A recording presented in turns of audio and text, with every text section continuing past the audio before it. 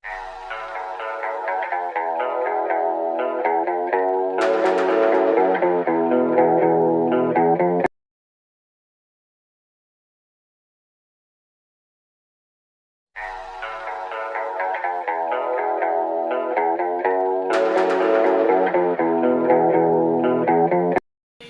guys, so module 3 na tayo sa day 2 of the Ardena training, and module 3 pertains to the mobilization. So let's start.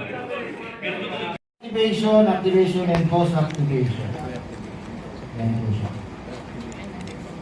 Sa pre-activation, meron po itong tatlong phases. Ito yung una, yung information phases. Basahin ko muna. During these disasters, the DRRMC activates the EOCs and coordinates with the affected areas. Yung ating operation center na naikwento sa inyo kahapon, usually ginagamit natin siya pag normal days. Pag nagkaroon na ng state of calamity, nag-activate na ng EOC. Tama? Ang gusto ko isasagot ninyo, aba, syempre ha. Ayan. Parang CP Dream lang to. Di ba? EOC slice the appropriate alert level. And then EOC use existing mechanism to collect, track, and share critical information. Ngayon, na-activate na si EOC. Ito si EOC, once na-activate yan, siya na po lahat ang kukuha ng mga informations and pati yung coordination, sila na rin ang gagawa lahat niyan. Lahat ng pag-coordinate sa mga different agencies dahil nga doon sa nangyaring disaster. And then, kukuha na rin sila ng assessment nila, mag-uusap sila together with the council members ng ating LGU, and the CEOC mag-decide dyan kung pwede na bang mag-activate ang Ardena. Hindi pa mag-activate na kung, magsasuggest pa lang po siya. Ito po yan. Ngayon, nakapag-suggest na si EOC. Suggest pa lang yun na hindi pa nag-activate. Ngayon, si EOC magsasend dyan ng advance information sa Ardena members regarding the situation, which is kayo po yun. Remember, we are in the training ngayon. Itong mga tinuturo namin sa inyo, mararanasan niyo po yan ngayon. This afternoon, maybe, baka may makareceive na ho kayo ng text regarding about dito sa training na to. Pero, ito yan ang initial information niya, yung advanced information niya. Note, no Ardena action required yet. Makaka-receive po kayo ng text niya, ng advisory, pero hindi niyo kailangan replyan ha. Baka may mag-reply sa inyo na, copy po sir, noted po sir, yes ma'am, take care sir, baka may mga na. Wala. Aba, syempre. Wala, kumbaga ito lang yung Aba, syempre. Di ba usually sa cellphone natin, pag halimbawa nag-occur ng earthquake sa usually area ng Batangas, di ba sa Mindoro, yan. Di ba may nag-alarm sa mga cellphones natin? Ganun po lang ating information. A 6.2 magnitude earthquake occurred 35 kilometers southwest of CTA with a shallow dip of 10 kilometers. Initial reports of damaged structures and injuries. No action required at this stage. Ayan ha, malinaw ha, wala akong magre-reply. Ayan na po yung information na binigay ni EOC. Next po, sa next phases natin, which is the alert phase. Based on triggers, EOC decides that Ardena is needed. Ayan na, kumbaga, from the disaster na nag-umpisa kanina, ngayon mas lumala na, nag-trigger na po siya. Kaya, naglabas na siya ng yung talagang state of calamity na need na talaga si Ardena. Ngayon, EOC disseminates official alert message to all Ardena members. Ardena team members. Kayo ng another message. Calling them Na hinihinga na po kayo ng inyong mission asking for your availability. Okay. Okay? Naintindihan po ba? Yung po rito ha, kailangan po yung present location ninyo kung nearby lang po kayo. And then, kung kaya nyo po dating dun sa EOC at least 1 hour before po. Kung halimbawa hindi ho kayo makakarating, pwede niyo pong sagutin ng I'm not available. Kailangan sigurado po sa sarili ninyo at bukal po sa loob ninyo na ang tawag dito, yung pagsabi nyo ng yes dito or yung i-open yung sarili ninyo dito sa Ardena mission na to, kailangan talaga available kayo. Hindi yung pagka nag-yes kayo and then ay, hindi pala pwede. Kailangan pala yung bahay pa pala. Kasi yung pamilya pa pala, hindi pa sila safe. Wag ho ganun. Kasi once na nakapag-text po kayo, nakapag-message kayo ng yes, you are available, kukonsider na po kayo ni EOC na anytime, pag ni-reply ulit kayo, pwede kayo kagad pumunta doon sa EOC for the mission. And then during the alert phase, augmentation of our data teams from the agencies or other DRMCs may be requested. Habang nag-message po si EOC sa inyo, nag-message din po sila sa counterparts natin. Like for example, kay OCD, yung ating regional and national DRMC, nag-message din po yan. Kasi nga, city na po yung na-disaster, nag-state of calamity, city na siya. Di ba? Pag one city, kailangan si regional na. Nag-message po yan si EOC sa regional or even in the national po. Nag-message siya. Ito yung example. Nga, papakita ko sa inyo. EOC, ito yung message ni EOC. Our data team members are requested to report to the EOC in 1 hour for deployment to CTA. Please let us know your availability to deploy and your current location.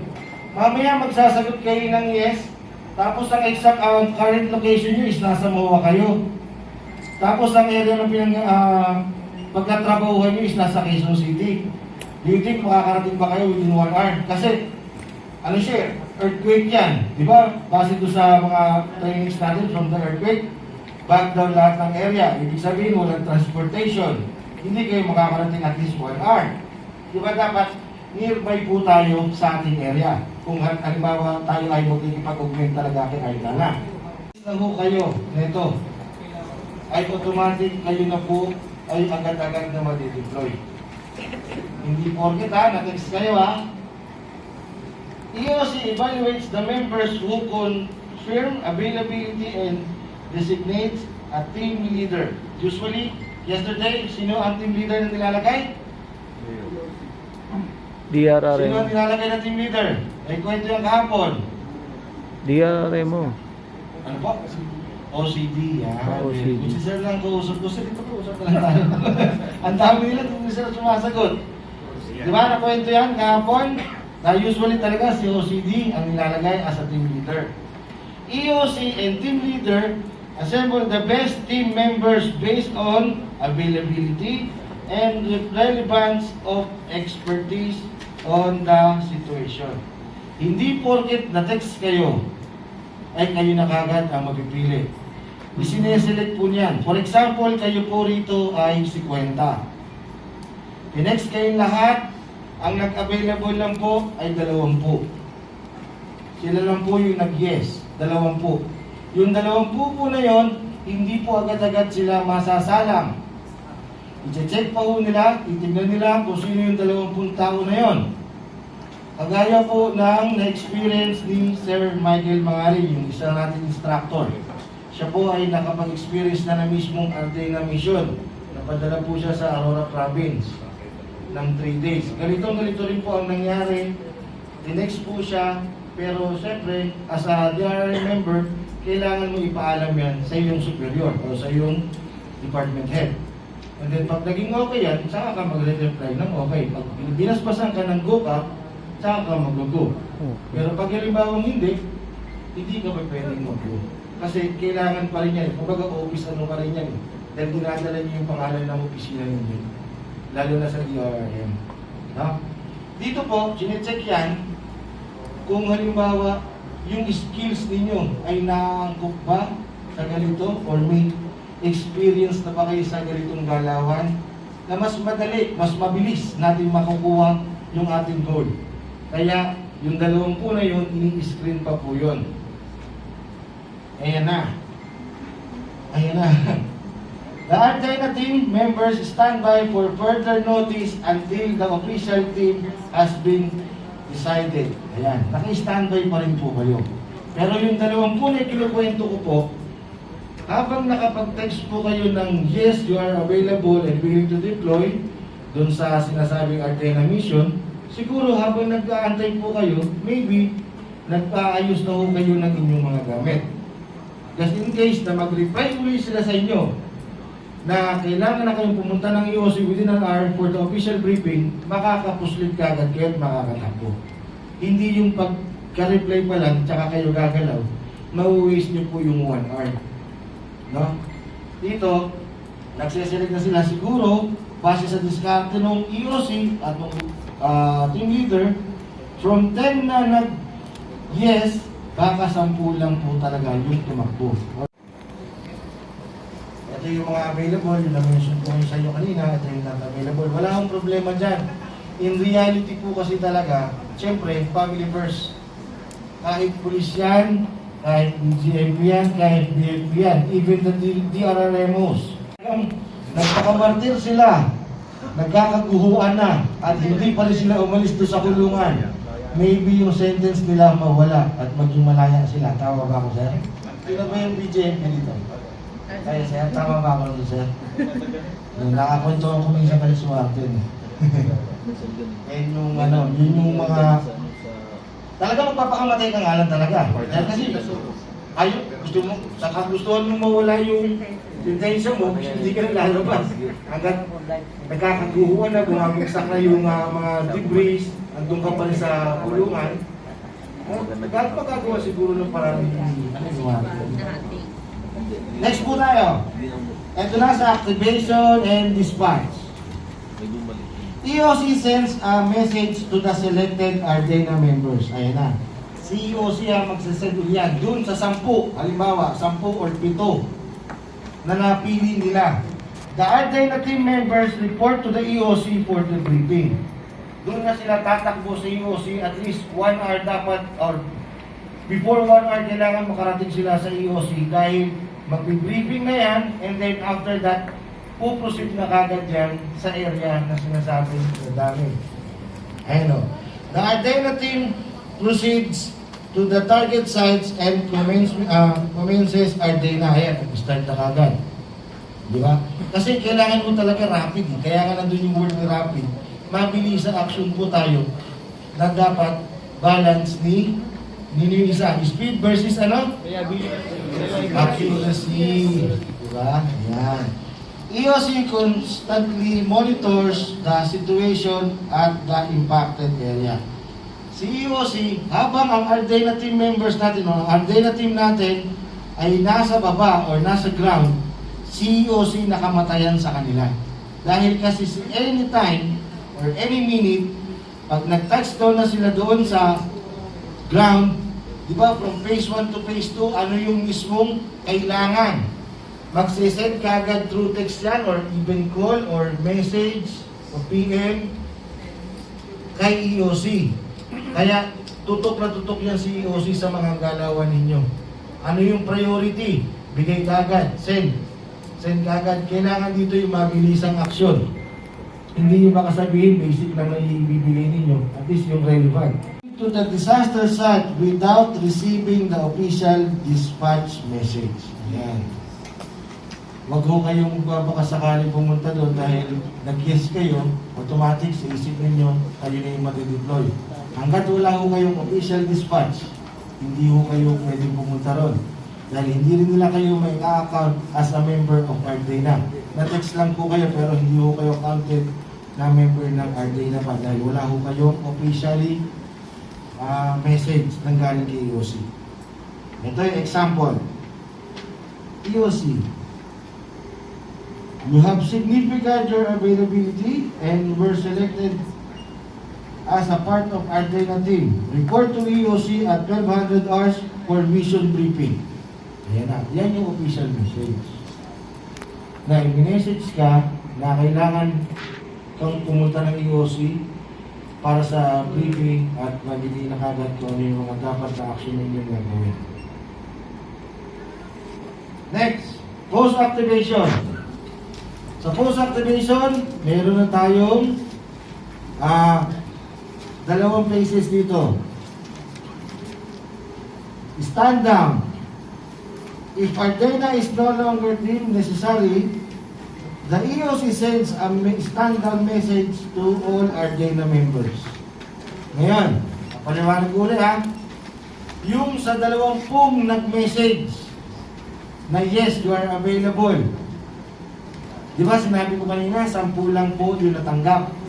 10 lang talaga yung nagkano ng mission. Bali may remaining pa tayong 10. Ito na sila na po yung mag-i-stand down. Ibig sabihin, hindi na po sila kailangan.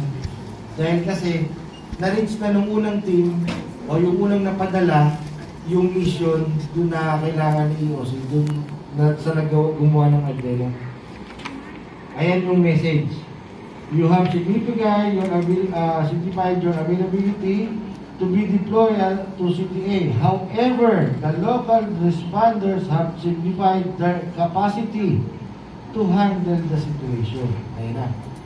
Ibig sabihin, na-reduce na yung mga nangyari doon sa emergency na yun. At kaya nang handle mismo ng lokal.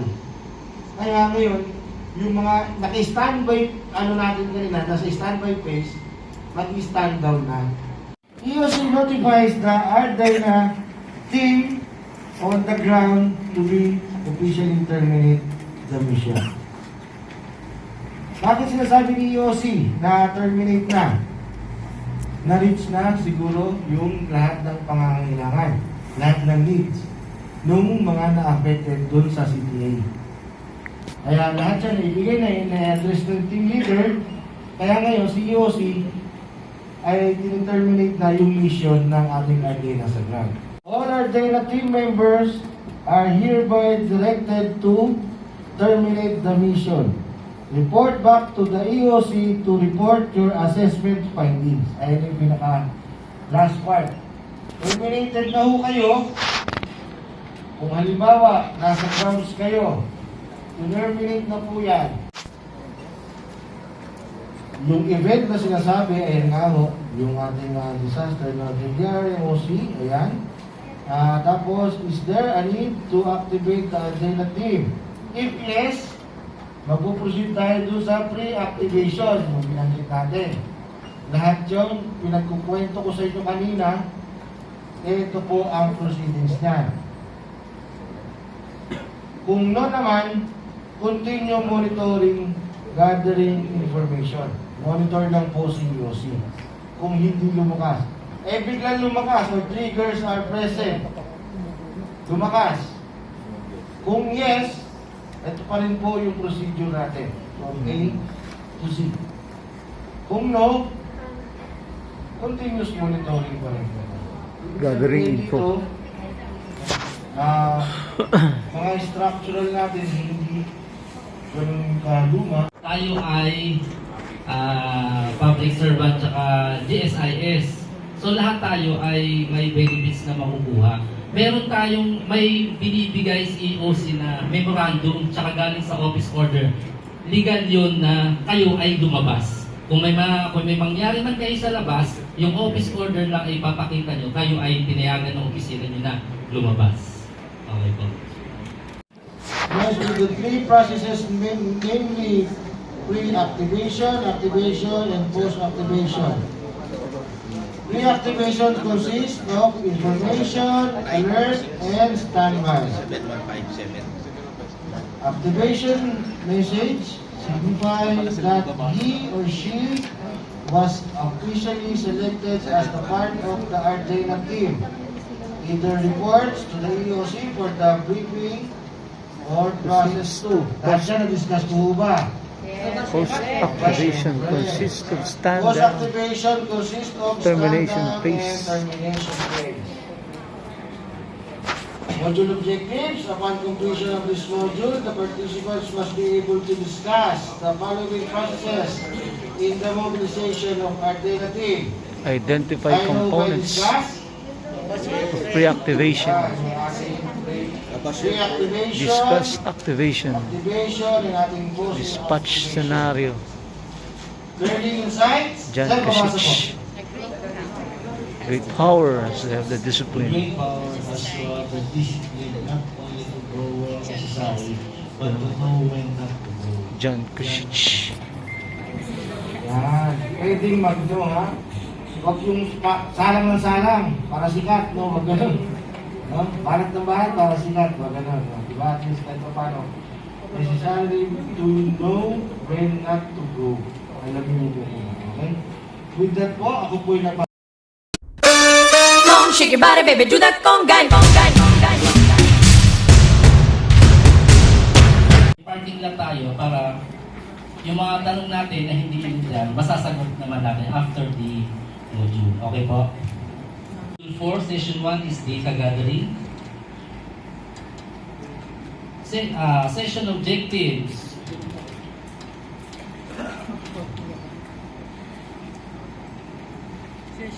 Session objectives, and we want to read our session objective. Secondary data and primary data.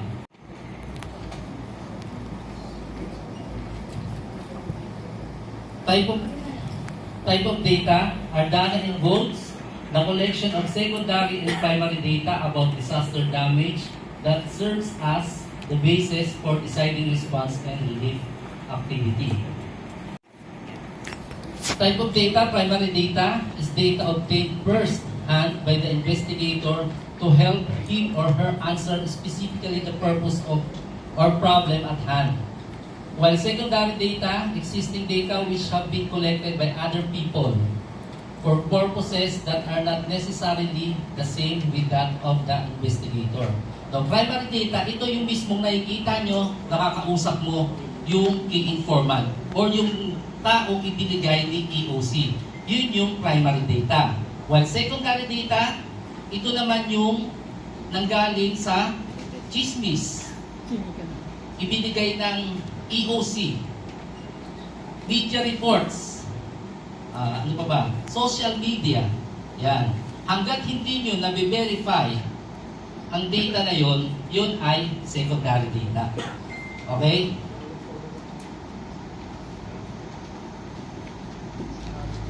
Data collection. Data collection during phase 1 and phase 2 takes place at the community level. Time and resource constraints as well as the accessibility issues make the collection at the household and individual levels impossible at this point. Secondary data.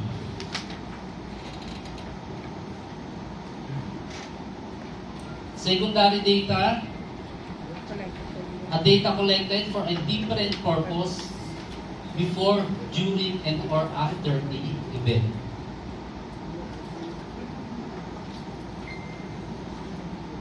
Bakit secondary data? For updated analysis of the situation. No? May nakuha tayong info, binigay ng EOC or galing sa mga nakausap natin, kailangan natin i-update yun kapag kausap na natin yung key informant natin. To support the identification of what and where the problems might be. To serve as reference to compare primary data collection results. No? Nakausap natin, ibinigay ng EOC ito. I-compare natin yung dalawa.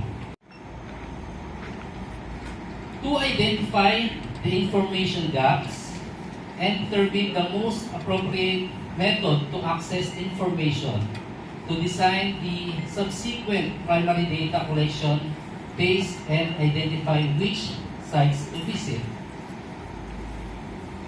Ano ba yung ibinigay sa atin na data na kailangan natin i-priority? Halimbawa, ibigay sa EOC dito sa yung exposed sa baha, exposed din doon, yung mga nakatira sa mga low-lying areas. Dumating ang disaster, nakatanggap ng maraming kuro-kuro. Yan. Nakakuha tayo ng mga secondary data. Many secondary data exist during disasters. Tama, di ba? Dumating sa disaster, nagkaroon ng mga chismis-chismis. What data do you exactly need to know? Kung ano kung ano ang kailangan nyo lang malaman, yun lang ang kukunin natin.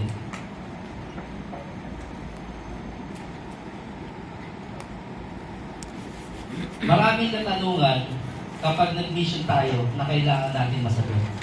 When did the disaster happen? Where are the affected areas? Why did the disaster occur? How many people are affected? Who needs priority assistance? And what are the key issues and immediate needs? Lahat yan, hindi natin kailangan kunin. Tayo ay our mission, rapid damage assessment and needs analysis. No? Nasa mission tayo. Hindi na natin kailangan kunin lahat ng mga detalye na yan. Principles of secondary data review. The more disaggregated the data, the more useful they are. And two, balance importance versus time needed to gather data. Ano sabi kahapon ni Sir Yuki? Time versus accuracy. Ano ang mag-isbang sa dalawa? Speed versus accuracy. Balance, di ba? Hindi pwedeng mabilis na hindi naman accurate ang data nyo. Accurate naman yung data nyo, mabagal naman, kailangan balance. And only what you know you can use.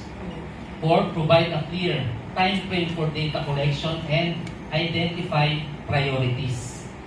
5, let the data speak to you. In 3 types, pre-disaster, in crisis, and lesson learned. Sa pre-disaster, risk assessment, yung mga panganib, posibilidad na magkaroon ng isang panganib, baseline data, ito naman ay yung statistics, households, number, DSWD, alam yan. Kung na tayo sa barangay, may mga records yan. Yan. Minsan kasi ibinibigay ni EOC, hindi akma doon sa actual na ibinigay ng mga barangay officials or ng key informant. Na pwede natin mapagkuhanan ng mga data or information, government records, Researches. DRRM plans. DRRM plans, Contingency plans and other. contingency plans, and other Development development plans. Sa mismo nasa lugar kayo. Gathered in the middle. Gathered in the middle of the actual emergency situation. Provide better Provide coverage. better coverage by reducing missing information. Affected population figures and provide initial indication of problem areas, sectors. Secondary data due to limited time and resources. Ayan. Dahil sa kulang sa oras, rapid niya, minsan kailangan natin yung mga secondary data. Determine the need. To avoid duplication, to determine the need for primary data collection. No? Secondary data, primary, compare natin. To provide basis for decision making and an initial common operating picture. Sources. Kapag nasa actual na kayo, situation reports, galing sa mga NGOs, media reports, minutes of DRRM council meetings, phone calls, text messages, and emails, and social media. Lesson learned. To understand risk and opportunities based on previous similar disaster experience. Yung mga nakaranas before, yung lugar ba na yun, nakaranas before ng ganun kalakas na hazard. To provide information on situations and actions in comparable crisis. To avoid duplication of intervention and reinventing the wheel.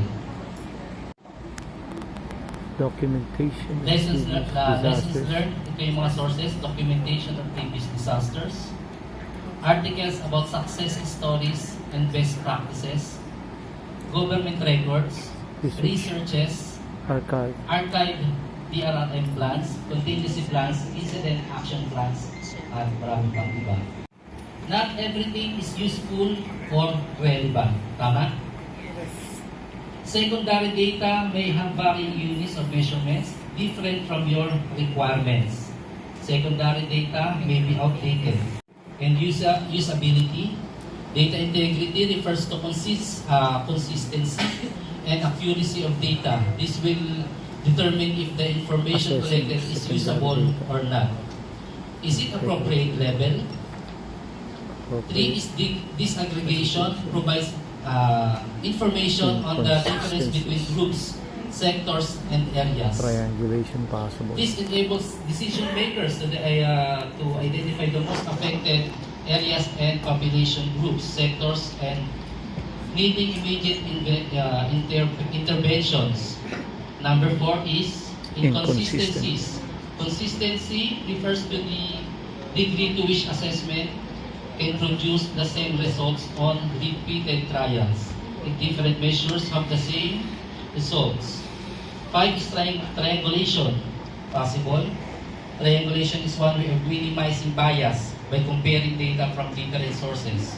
According to local experts. Yan. Tatanong tayo, depende sa mga experts natin. Realistic. Is it realistic? Purpose of data collection. Determine if data are relevant to the purpose of assessment. Metadata available. And metadata available. Reliability versus credibility. Reliability, reliability, how much you trust the source. Pinagkakatiwalaan niyo ba yung key informant ninyo? Basta-basta na lang ba tayo makuha ng mga key informant natin sa area? Baka mamaya yung kausap natin mental disorder na. No? Pinakausap kami ganyan ano ko lang, experience ko lang. Sa mental, may dinala kami sa mental. Ngayon, nakatambay kami sa isang lugar. Ngayon, kausap namin. Ang ganda ng usap namin. Kakabulahan pa. Maya-maya, yung nurse sa loob, tinawag. Nagtanong kami sa ba't tinawag yun? May pasyente yun Kausap pala namin, may may diferensya pala sa pag-iisip. Now, credibility, how believable the data are. Ngayon, ito, yung magiging guide ninyo. Reliability of source. Completely reliable, usually reliable, fairly reliable, not usually reliable, unreliable. Reliability cannot be judged. And credibility of data, confirmed by other sources, probably true, possibly true, doubtful, improbable. Truth cannot be judged. Ngayon, reliability, credibility. Ano magiging scale nyo dyan? Mag-imbig na yan. Sige, taas naman. Ha? Ano magiging scale nyo?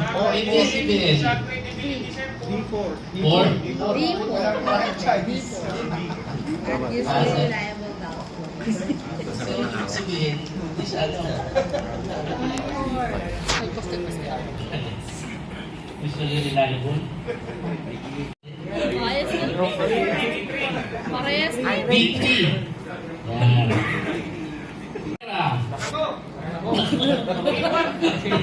Balita. Buenas, chica. Ano yan? Ganga. Ha?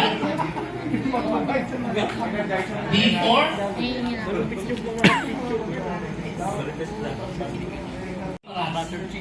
Parachi. Pinoy Parachi. Ano ba yan? Mga news tabloids saka ano pala. Skin natin. Channels. Ano magiging skin natin? Pinoy Parachi.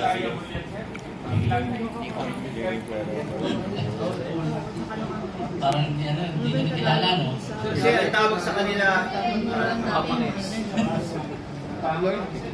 UN. United Nations. A1.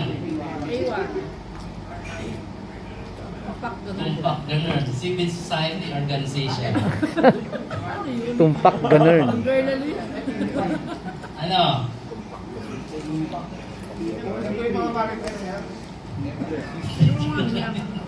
Aba, syempre. Mga bakla. Ano muna namin yan? Philippine Philippine. Red Cross. Wow, ano to? May yumaman dyan, sir. Dito. May yumaman dyan. Local Government Unit.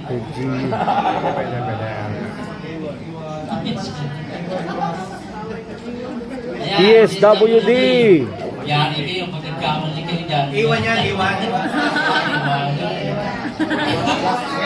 Iwan ko na. Iwan daw. Iwan na siya, iwan. Iwan. DOH. Department of Health. Yari kayo dyan. Iwan. DILG. Ano tayo dito? Iwan. OCD. DND. Department of National Defense. Iwan. Yeah. Marites. Iwan yan, iwan. Iwan. D3. Pinakalas na, pinakalas yan. Marites. Yan ang tawag sa taong di hamak na mas malaki ang bunga kaysa utak. Kita na yung utak, sir. Oh. Ayan. Tapos na yan natin. Using secondary data in our data, number one, cite the reference of the secondary data. And classify the data Two, classify the data accordingly. accordingly. Yan, primary data. So we go to the primary data. Primary data collected directly from the information source itself and which have not undergone analysis before reaching the analytical phase of the needs assessment. Bakit primary data? Information are not available in Secondary data. Walang ibinigay si EOC Confirm, na refute. secondary data na information. Pupunta tayo sa area, may pag-usap tayo. Doon natin ngayon malalaman kung ano-ano pa yung mga kailangan natin. At ibabato natin kay EOC. Groups and locations requiring immediate humanitarian response. Pipili kayo ngayon kung ano yung mga pwedeng bigyan agad. Puntahan agad pala. Puntahan agad. Priority. Para mabigyan ng agarang tulong. Direct observation, key informant interview, and focus group discussions. Direct observation. Ay, sorry. Wala din sa ano mo. Observation. Directly observing conditions and specific features of an affected site. Habang naglalakad kayo, makikita nyo na agad yung picture ng mga damages. Observation and unstructured observation. Pag kayo ay napunta sa isang ganyang lugar, ano ang mapapansin nyo? Or pwede nyo ibigay na iba to kay EOC?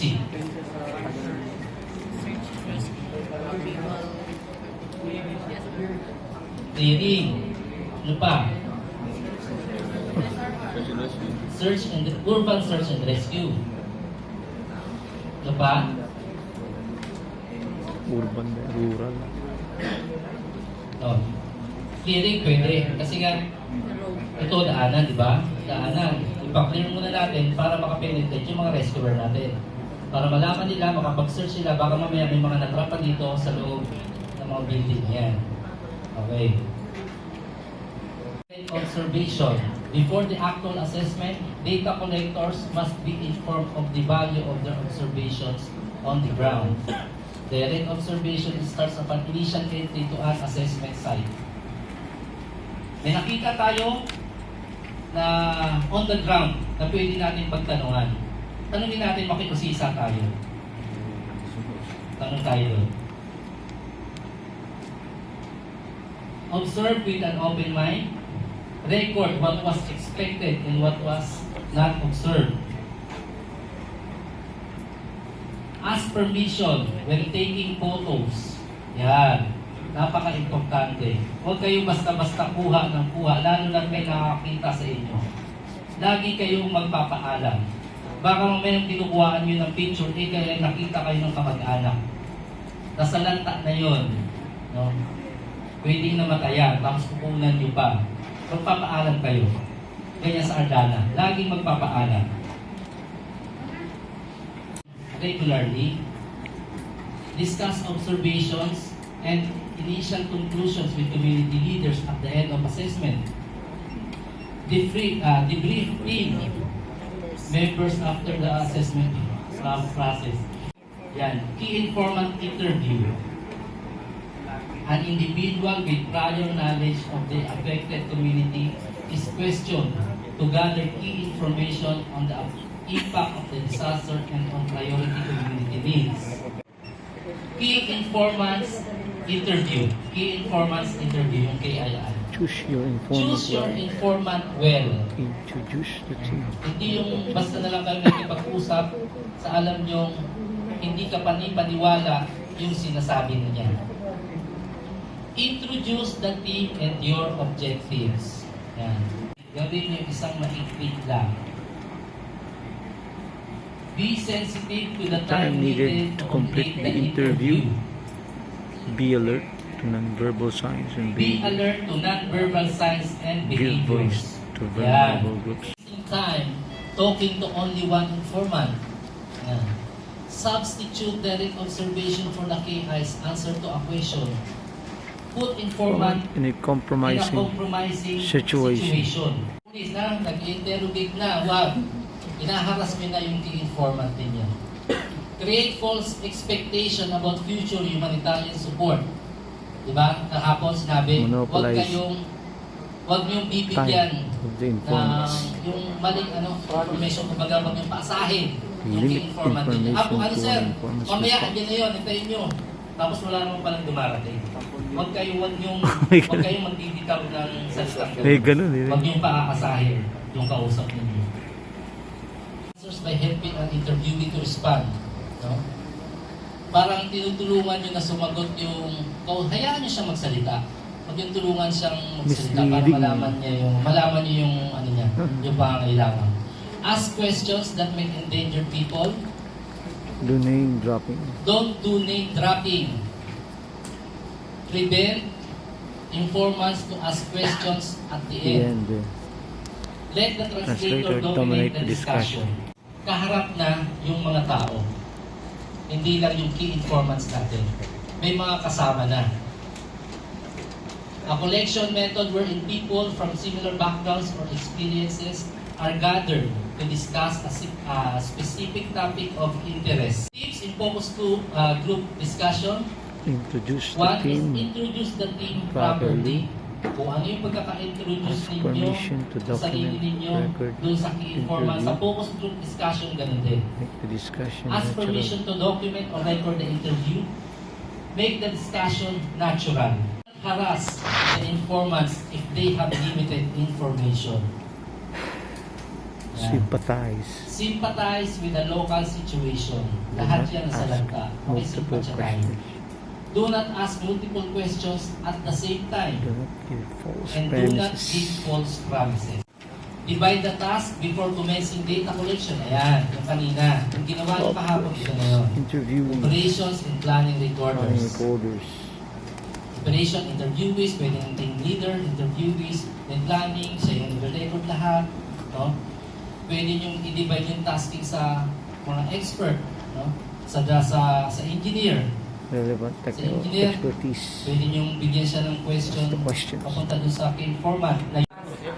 Sobrang inaw. Data collection 2. Kasi INAC. sa INAC tools, may mga question dyan na pwede nyo ibitaw sa key format ninyo.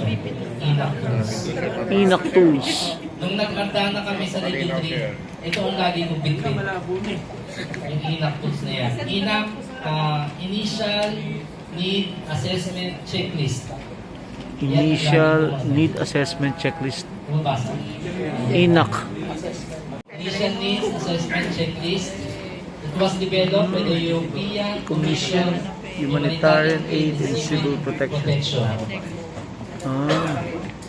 ECO. European Commission. INAC used for Humanitarian aid. gathering data through multi-sectoral approach. Andyan po nakasulat lahat yun. Preparatory activities, Analysis, actions needed, analysis, actions thresholds and needed, standards, thresholds and standards, activities after the field visit, activities after the field visit, collection means and suggested collection questions. means and suggested questions. Ayan. Sectors covered in INAC, Sectors covered in yung INAC, health issues, the health, food and beverages issues, shelter, wash, and then protection, security. wash well, Reminders on using data data collection tools, never allow the tool to take over. Never allow the tool to take Use over. other tools as necessary. You may use other tools as necessary. Caution. Be cautious with complex questionnaires. Assessment methodologies, gap analysis, Ito yung other assessment methodologies, triangulation. Ito yung para mabawasan yung bias, no? media Media report, reports, nagbigay. interviews, focus group discussion, Kailangan natin mag-interview sa baba, mga key informant natin para mabawasan yung bias, then focus group discussions.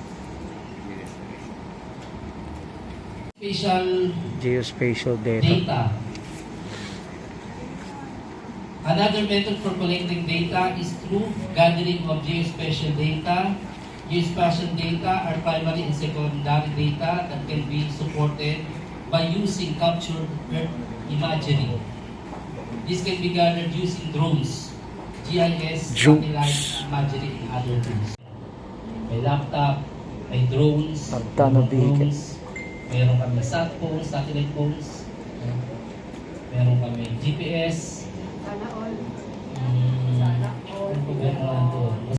sources using methods such as surveys, interviews, KIIs or key informants interviews, direct observation, and FGDs or focus group discussions.